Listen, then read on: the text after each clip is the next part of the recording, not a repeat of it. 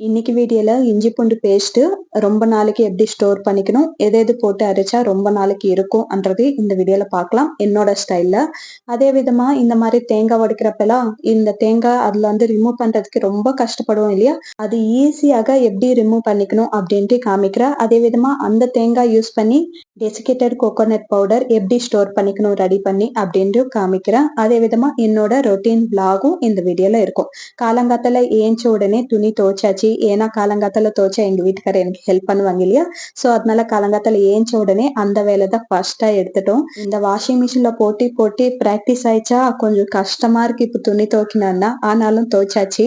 அதுக்கப்புறம் பசங்களுக்கு lunch box கட்டி கொடுக்கணும், அதே விதமா டிஃபனும் செய்யணும். அதுக்காக இந்த மாதிரி கார்ன் ரைஸ் செஞ்சுன்னு இருக்கிறேன். நான் இதை பல வீடியோஸ்ல காமிச்சாச்சு, ஆனாலும் இந்த வீடியோல காமிக்கலாம்ன்ற மாதிரி தான் காமிக்கிறேன். கார்ன் எப்படி அதுல ஈஸியா ரிமூவ் பண்ணிக்கலாம் அப்படின்னு சொல்லிட்டு தான் காமிக்கிறேன்.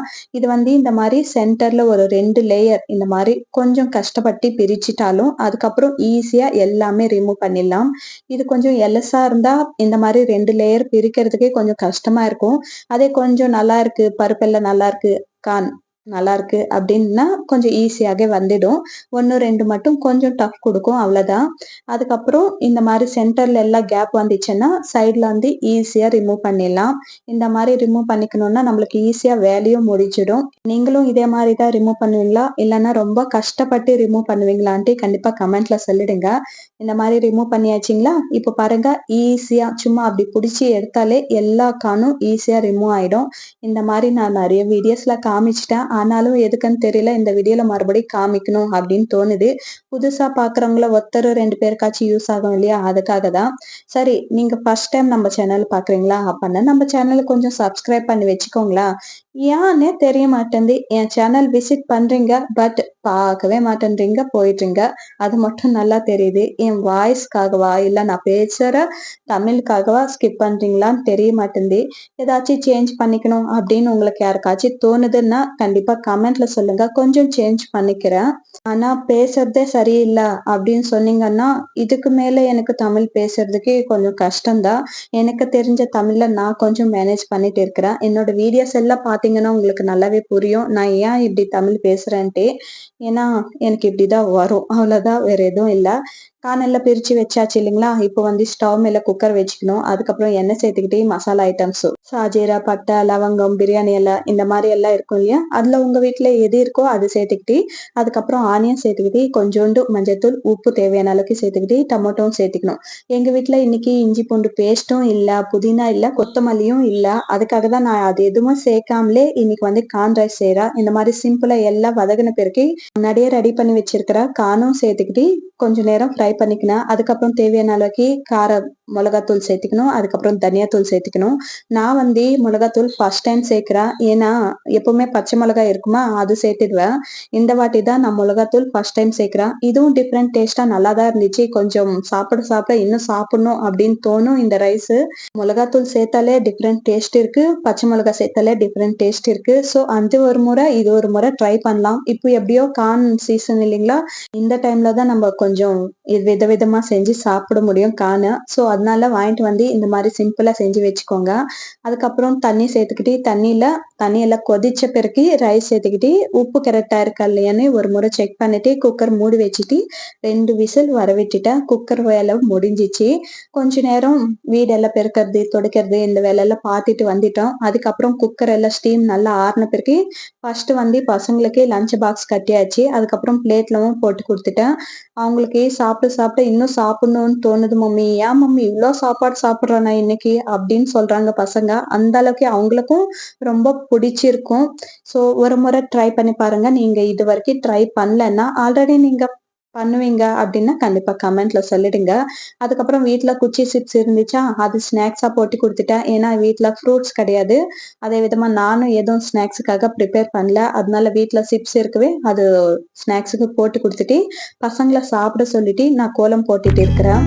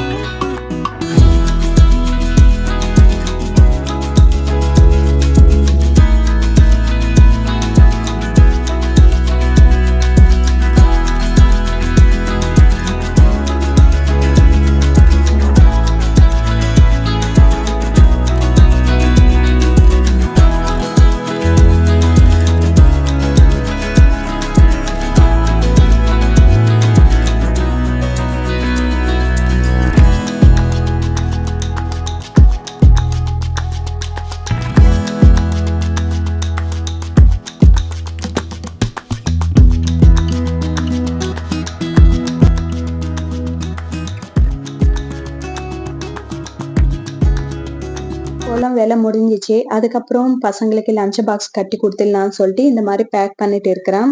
பசங்கள ஸ்கூலுக்கு அனுப்பிட்டோம்னா, அது எங்கேருந்து வரும்னு தெரியாத நிம்மதி. அந்த அளவுக்கு நிம்மதி வரும். அதுவரைக்கும் ஓடினே இருக்கணும். ஓடி, ஓடி, ஓடி ஒரு வேலை முடிஞ்சிச்சுடா யப்பான்ற மாரி இருக்கும். பசங்கள ஸ்கூலுக்கு அனுப்புன பிறகு, இந்த மாரி லஞ்ச் பாக்ஸ் எல்லாம் பேக் பண்ணிட்டு அவங்கள ஸ்கூலுக்கு அனுப்பிட்டு, அதுக்கப்புறம் தேங்காய் இந்த மாசம் ஆஷாட மாசம் இல்லைங்களா? இந்த மாசத்துல நெறைய பூஜை எல்லாம் நடக்கும். அதே விதமா நம்மளையும் கூப்பிட்டு கொஞ்சம் மஞ்சள், குங்குமம் எல்லாம் குடுப்பாங்க இல்லையா? அந்த மாரி தான் இது எனக்கே தெரியாம என் வீட்டுக்குள்ள வந்துச்சு. இத்தன தேங்காய். இது பாதி தான். இன்னும் பாதி இருக்கு. சரி எப்படியோ விநாயகர் சதுர்த்தி வருது இல்லைங்களா? அதுக்கு யூஸ் ஆகும்னு சொல்லிட்டு அப்படியே வச்சிருக்கிறேன். இது மட்டும் கொஞ்சம் யூஸ் பண்ணிடலாம்னு சொல்லிட்டு, இந்த மாரி உடைச்ச பிறகு இதுலருந்து ரிமூவ் பண்றதுக்கு கொஞ்சம் கஷ்டமா இருக்கும் இல்லையா? ஒண்ணொண்ணு ஈஸியா ரிமூவ் ஆயிடும்.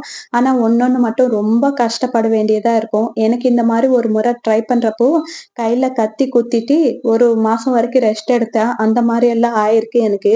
அதுக்கப்புறம் தான் நான் கொஞ்சம் ஒரு டிப்பு வந்து கண்டுபிடிச்சேன். அது இந்த மாரி மேல இருக்கிற பீல் எல்லாம் கொஞ்சம் ரிமூவ் பண்ணிடணும் முடிஞ்ச அளவுக்கு. எனக்கு ஒண்ணுக்கு மட்டும் ரொம்ப டைட்டா இருக்கவே அத ரிமூவ் பண்ணல. அதுக்கப்புறம் இந்த மாரி பிளேட்ல எல்லாமே எடுத்து அரேஞ்ச் பண்ணிக்கணும்.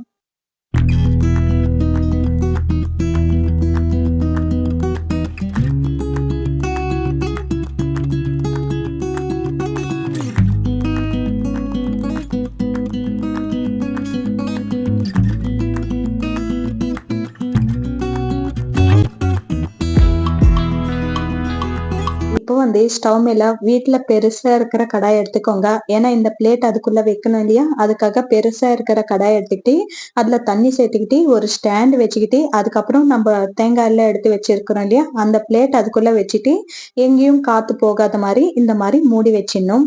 இது ஒரு 10 நிமிஷம் வரைக்கும் நம்மளுக்கு வேகணும். அதுக்கு மேல வேண்டாம். உங்களுக்கு இப்ப நெறைய டவுட் எல்லாம் வரும் இல்லையா? அது வெந்துச்சுன்னா நல்லா இருக்காது அப்படி இப்படின்னு சொல்லிட்டு. ஒண்ணுமே ஆகாது. இன்னும் சூப்பரா டேஸ்டியா நல்லா இருக்கும். ஒரு முறை இந்த மாரி ட்ரை பண்ணி பாருங்க. ரொம்ப ஈஸியா எடுக்க முடியும் தேங்காவ. இந்த கேப்ல வந்து நானு இஞ்சி பூண்டு பேஸ்ட் அரைச்சிடலாம்னு சொல்லிட்டு, இஞ்சி வந்து நான் முன்னாடியே ரெடி பண்ணி வச்சுக்கினேன். அது நீட்டா கழுவிட்டு மிக்ஸி ஜார்லும் சேர்த்தாச்சு.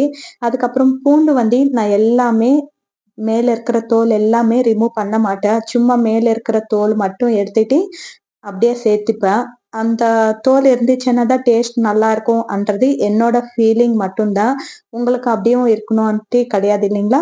நான் இந்த மாரி எல்லாமே ஃபுல்லா ரிமூவ் பண்ண மாட்டேன். கொஞ்சோண்டு மேல இருக்கிற இது மட்டும் எடுத்துட்டு அப்படியே சேர்த்துப்பேன். இதுக்காக உட்காந்து பூண்டெல்லாம் கிளீனா, நீட்டா பிரிச்சு எடுக்கிறது எனக்கு அவ்வளவா இன்ட்ரெஸ்ட் இருக்காது. ஏதாச்சும் கருப்பா தெரிஞ்சுச்சுன்னா, அது மட்டும் செக் பண்ணிப்பேன். நல்லா இருக்கா இல்லையான்ட்டு செக் பண்ணிப்பேன். ஒரு ஒரு வாட்டி பூச்சி கூட இருக்கும். ஸோ ஒரு முறை செக் பண்ணிப்பேன். இந்த மாரி பண்ணிட்டே இருக்கிறப்போ, தேங்காய் வெந்துட்டு இருக்கும் இல்லையா ஆன்ட்டி, மூடி ஓப்பன் பண்ண பாருங்க, அந்த ஆவி கையில பட்டுச்சு. இந்த மாரி கையில ஆவி படுறப்போ, இல்ல குக்கர் சூடா இருக்கிறப்போ கை தொட்டுட்டாலும், நம்மளுக்கு உடனே கொப்பளம் வந்துடும், எரியும் இல்லைங்களா? அந்த மாரி ஆகாம இருக்கிறதுக்கு நான் இங்க வந்து ஃபேர் அண்ட் லவ்லி தடவுறேன். ஃபேர் அண்ட் லவ்லி இல்லன்னா பேஸ்ட் எதுவா இருந்தாலும் தடவிக்கலாம். அந்த மாரி தடவுனோம்னா, நம்மளுக்கு உடனே கொப்பளம் வராது, எரிச்சலும் கொஞ்சம் கம்மியாகும். இந்த டிப்பு கூட உங்கள்ல யாருக்காச்சும் தெரிஞ்சிருக்கான்ட்டு கமெண்ட்ல சொல்லுங்க. யாருக்காச்சும் ஒருத்தருக்காச்சும் யூஸ் ஆகும் இல்லையா? எப்ப பார்த்தாலும் நம்ம கை சுத்தினே இருப்போம். ஒரு நாளைக்கு ஒரு 4, 5 முறை வந்து கை சுடுறதோ, கை கட் ஆவுறதோ இந்த மாரி ஆயிட்டே தான் இருக்கும். அந்த மாரி இந்த மாரி ட்ரை பண்ணி பாருங்க. கை கட்டானா பண்ணாதீங்க. சுட்டா மட்டும் தான் பண்ணணும்.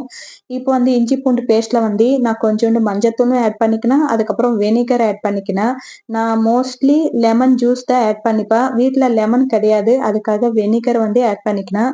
இது வந்து கொஞ்சோண்டு தண்ணி சேர்த்துக்கிட்டு மையா அரைச்சுக்கினேன். ரொம்ப மையா எல்லாம் இல்ல. கொஞ்சம் அந்த மாரி மையா தான் அரைச்சுக்கினேன். இந்த மாரி அரைச்சுக்கினா நம்மளுக்கு 1 மாசம், 2 மாசம் வரைக்கும் நல்லா தான் இருக்கும். ஃப்ரெஷ்ஷா இருக்கும். அடிக்கடிக்கு கொஞ்சோண்டு இஞ்சி பூண்டு பேஸ்ட் அரைக்கணும்னா கொஞ்சம் கஷ்டமா இருக்கும். அதுக்காக தான் நான் 1 மாசத்துக்கு ஆவுற மாரி இந்த மாரி இஞ்சி பூண்டு பேஸ்ட் வந்து ரெடி பண்ணி வச்சுப்பேன். கரெக்ட்டு தான். அப்பப்போ அரைச்சு போட்டா தான் கொஞ்சம் ஃப்ளேவர் நல்லாருக்கும் அப்டின்ட்டு நெறைய பேருக்கு ஃபீலிங்கா இருக்கும். ஆனாலும் அது கரெக்ட்டு தான். ஆனா அந்த நேரத்துக்கே அரைச்சு, அந்த நேரத்துக்கே சமையல் செய்யணும்னா, கொஞ்சம் கஷ்டமான வேலை இல்லைங்களா? லஞ்ச் பாக்ஸ் கட்டுறதுக்கா இருக்கட்டும், இல்ல மடமடன்னு சமையல் செய்யணும்னா, இந்த மாரி முன்னாடி ரெடி பண்ணா தான் நம்மளுக்கு கொஞ்சம் வேலை ஈஸியா இருக்கும்.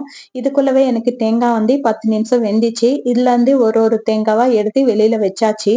இது ரொம்ப சூடா இருக்கும் அப்டின்னு நெனச்சேன். ஆனா பிடிக்கிற அளவுக்கு சூடு இருக்கு. இல்லன்னு சொல்ல மாட்டேன். ரொம்ப ஆறியும் இல்ல, அதுக்குன்ட்டு ரொம்ப சூடாவும் இல்ல. கை பிடிக்கிற அளவுக்கு தான் சூடா இருக்கு. ஆனா கடாய் மட்டும் ரொம்ப சூடா இருக்கு. டச் ஆயிடுச்சுன்னா கொப்பளம் வந்துடும்.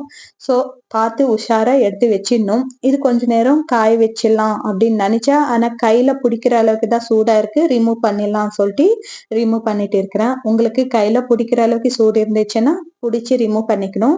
இல்லன்னா கொஞ்சம் ஆறுன பிறகு ரிமூவ் பண்ணிக்கினா ரொம்ப ஈஸியா வந்துடும். நீங்க பார்த்தீங்கன்னா உங்களுக்கே தெரியும். இந்த அளவுக்கு ஈஸியா ரிமூவ் ஆயிடும். சும்மா கத்தி வச்சு அந்த மாரி கேப் குடுத்தா ரொம்ப ஈஸியா ரிமூவ் ஆயிடும். ஒண்ணொண்ணு தேங்காய் வந்து உள்ள வரைக்கும் இருக்கும் இல்லையா? உங்களுக்கு காமிக்கிற பாருங்க. இது வந்து கொஞ்சம் உள்ள வரைக்கும் இருக்கு இல்லைங்களா? இது வந்து ஃபுல்லா ரிமூவ் ஆகாது. அதுக்கு சென்டர்ல ஒரு கோடு மாதிரி கத்தில கட் பண்ணிட்டு, அதுக்கப்புறம் ரிமூவ் பண்ணிக்கினேன். பாதி பாதியா ரிமூவ் பண்ணிக்கினேன். ஏன்னா இது உள்ள வரைக்கும் இருக்கவே, கொஞ்சம் உள்ள வந்து புடிக்கிற மாதிரி இருக்கும். மத்தபடி ரொம்ப ஈஸியா எடுத்துடலாம். நீங்க எப்பயாச்சும் இந்த மாரி ட்ரை பண்ணியிருக்கிறீங்களா? இல்லன்னா மட்டும் கண்டிப்பா ஒரு முறை ட்ரை பண்ணி பாருங்க. ரொம்ப ஈஸியா வந்துடும். வேலையும் ஈஸியா முடிஞ்சிடும். தேங்காய் எடுக்கிறதுக்கே படாத பாடு பட்டிருக்கிற நானு, ஒண்ணொண்ணு ரொம்ப ஈஸியா வந்துடும். ஆனா ஒண்ணொண்ணு மட்டும் ரொம்ப டஃப் குடுக்கும். அது கீழ மேல உடைச்சு அதுக்கப்புறம் தேங்காய் எடுக்க வேண்டியதா இருக்கும். இந்த மாரி பண்ணிட்டோம்னா ரொம்ப ஈஸியா இருக்கும். இது வந்து ரொம்ப முத்தலா இருக்கிற தேங்காய் மட்டும் தான் இந்த மாரி செஞ்சுக்கணும். ஒண்ணொண்ணு ரொம்ப எலசா இருக்கும் இல்லையா? அதெல்லாம் இந்த மாரி ஸ்டீம் பண்ணோம்னா நல்லா இருக்காது. ஒரு பாலாடை மாரி ஆயிடும். ஸோ அந்த மாரி எல்லாம் ட்ரை பண்ணாதீங்க. தேங்காய் கொஞ்சம் முத்தலா இருக்கு, நல்லா ஸ்ட்ராங்கா இருக்கு அப்டின்னா மட்டும் தான் இந்த மாரி ட்ரை பண்ணிக்கோங்க. ரொம்ப எலசா இருக்கிறது ஈஸியா வந்துடும். அது அது இந்த மாரி ஸ்டீம் பண்ணிக்கணும் அப்டின்ட்டு தேவையும் கிடையாது. ஸோ இந்த மாரி முத்தலா இருக்கிறது மட்டும் ட்ரை பண்ணி பாருங்க. உங்களுக்கே ரொம்ப பிடிக்கும். இது வந்து நானு ரொம்ப தேங்காய் இருக்கு இல்லைங்களா? இது அப்படியே வச்சாலும் கெட்டு போயிடும். டீப் ஃப்ரிட்ஜ்ல வச்சுக்கணும்னா நம்மளுக்கு சட்னிக்கு அந்த மாரி எதாச்சும் மசாலா அரைக்கிறப்போ யூஸ் ஆகும். ஆனா இவ்ளோ தேங்காவும் ஒரே முறை யூஸ் பண்ணவும் முடியாது. டீப் ஃப்ரிட்ஜ்ல வச்சா ஒரு வருஷத்துக்கு ஆகுற மாரி இருக்கு. தேங்காய் நாங்க அவ்வளவா யூஸ் பண்றது கிடையாது. அதனால நான் வந்து இது டெசிகேட்டட் கோகனட் பவுடர் செஞ்சு வச்சுக்கலாம் சொல்லிட்டு, இந்த மாரி தேங்காய் எல்லாம் ரிமூவ் பண்ணிட்ட பிறகு மேல இருக்கிற தோல் எல்லாம் சீவிக்கிறேன். ஏன்னா, இது அப்படியே கூட டைரக்ட்டா மிக்ஸி ஜார்ல சேர்த்துட்டு பவுடர் மாதிரி பண்ணிக்கலாம். ஆனா கொஞ்சம் கலர் ப்ரவுனா இருக்கும். டெசிகேட்டட் கோகனட் பவுடர் வந்து கொஞ்சம் வெள்ளையா இருந்தா தான் பார்க்கறதுக்கு நல்லா இருக்கும் இல்லையா? அதுக்காக இந்த மாரி பீல் எல்லாம் ரிமூவ் பண்ணிக்கிறேன். இது கொஞ்சம் வேலை ஜாஸ்தி தான். இரிட்டேட் ஆகும் தான் இந்த வேலை. ஆனா கொஞ்சம் டைம் எடுத்துக்கிட்டு பண்ணிட்டோம்னா, ஒரு நாள் கொஞ்சம் கஷ்டப்பட்டோம்னா, ஒரு 6 மாசத்து வரைக்கும் நம்மளுக்கு கோகனட் பவுடர் இருக்கும். ரெடி பண்ணி வச்சுக்கிட்டோம்னா. ஸோ அதனால கொஞ்சம் டைம் எடுத்துக்கிட்டு ரெடி பண்ணிக்கோங்க. இந்த மாரி பீல் எடுக்கிறப்போ உட்கார்ந்து நிதானமா எடுத்துக்கோங்க. அப்போ வந்து உங்களுக்கு டைம் போனது தெரியாது. டிவி பார்த்துக்கிட்டோ, இல்ல செல் பார்த்துக்கிட்டோ, என்னோட வீடியோஸ் பார்த்துக்கிட்டே கூட இந்த மாரி பீல் எடுத்துக்கோங்க. உங்களுக்கு டைம் பாஸ் ஆயிடும். அதுக்கப்புறம் இதெல்லாமே நீட்டா கழுவுன பிறகு சின்ன சின்னதா கட் பண்ணிக்கிறேன். இத அப்படியே கூட துருவிக்கலாம். துருவுறது எனக்கு ரொம்ப பெரிய வேலையா தோணும். அதுக்காக நான் வந்து மிக்ஸி ஜார்ல சேர்க்க போறேன். அதுக்கு சின்ன சின்னதா கட் பண்ணா தானே மிக்ஸி ஜார்ல கூட நல்லா கிரைண்ட் ஆகும். ஸோ அதுக்காக சின்ன சின்னதா கட் பண்ணிக்கிறேன்.